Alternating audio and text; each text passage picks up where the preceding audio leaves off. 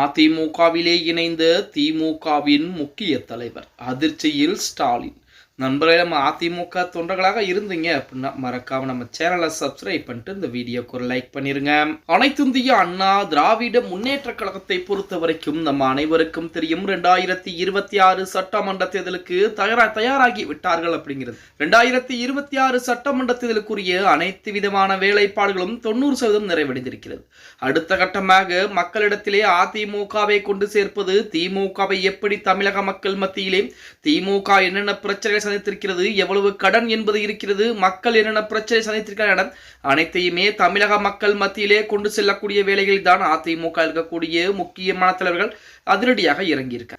இப்படிப்பட்ட ஒரு சூழலில் கட்சி, அதாவது திடீரென பார்த்தீங்க அப்படின்னா மாற்று கட்சியில் இருக்கக்கூடிய தொண்டர்கள் வேறு ஒரு கட்சியில் இணைந்து கொள்வது மிகப்பெரிய ஒரு படலமாகத்தான் தொடர்ந்து கொண்டிருக்கிறது. அதன் அடிப்படையில் தான் அதிமுகவில் நாளுக்கு நாள் தொண்டர்கள் எண்ணிக்கை என்பது அதிகரித்துக் கொண்டேதான் இருக்கிறது. அப்படித்தான் ஆளும் கட்சியான திமுகவில் இருந்து முக்கியமான தலைவர் ஒருவர் அதிமுகவில் எடப்பாடி பழனிசாமியிலே அதிமுக இணைந்திருப்பதாக செய்திகள் என்பது வெளியாகிக் கொண்டிருக்கிறது. டெல்டா மாவட்டங்களின் திமுகவின் முக்கிய முகமாக அறியப்பட்ட இஸ்லாமிய தலைவர்கள் ஒருவரான ஜிஎஸ்பி அலிசாகிப் முன்னாள் அமைச்சர் OS மணியன் முன்னிலையிலே நேற்று தினம் அதிமுகவிலே இணைந்திருக்கிறாராம்.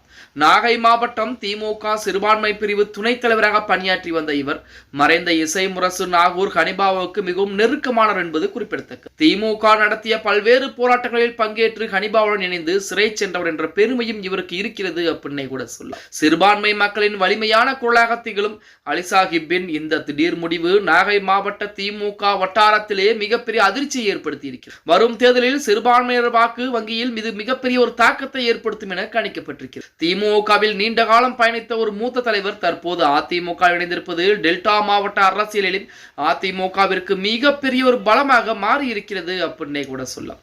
அப்படித்தான் தற்போது திமுகவிலே மிக மிக முக்கிய முகமாக அறியப்பட்ட ஒரு இஸ்லாம் மதத்தை சேர்ந்த நமது ஐயா பாத்தீங்க அப்படின்னா அதிமுகவிலே OS மணியன் முன்னிலே தன்னை கழகத்தின் அடிப்படை உறுப்பினராக இணைத்திருக்கிறார் அப்படின்னே கூட சொல்லலாம். அதாவது ஜிஎஸ்பி அலிசாஹிப் என்கிற அந்த நபர் தான் அதிமுகவிலே முன்னாள் அமைச்சர் OS மணியன் முன்னிலையிலே அதிமுகவில் இணைந்திருக்கிறார். இது திமுகவிற்கு மிகப்பெரிய ஒரு அதிர்வுகளை ஏற்படுத்தி இருக்கிறது அப்படின்னே கூட சொல்லலாம்.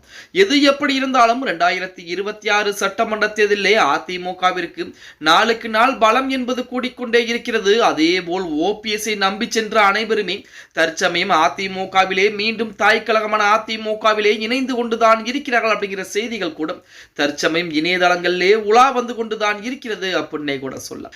எது எப்படி இருந்தாலும் 2026 சட்டமன்ற தேர்தலை பொறுத்த வரைக்கும் தமிழகத்தில் அதிமுகவிற்கு மிகப்பெரிய ஒரு வாய்ப்பு என்பது இருந்து கொண்டுதான் இருக்கிறது. அதை பயன்படுத்துவதும் பயன்படுத்தாதும் அதிமுக தொண்டர்கள் கையில் தான் இருக்கிறது அப்படின்னே கூட சொல்லலாம். ஓகே கைஸ், வீடியோ பிடிச்சிருந்தா மறக்காம லைக் பண்ணிருங்க. அப்படி நம்ம போடக்கூடிய வீடியோ பத்தின கருத்துக்களை கீழே மறக்காம கமெண்ட் பாக்ஸ்ல பதிவு நண்பா.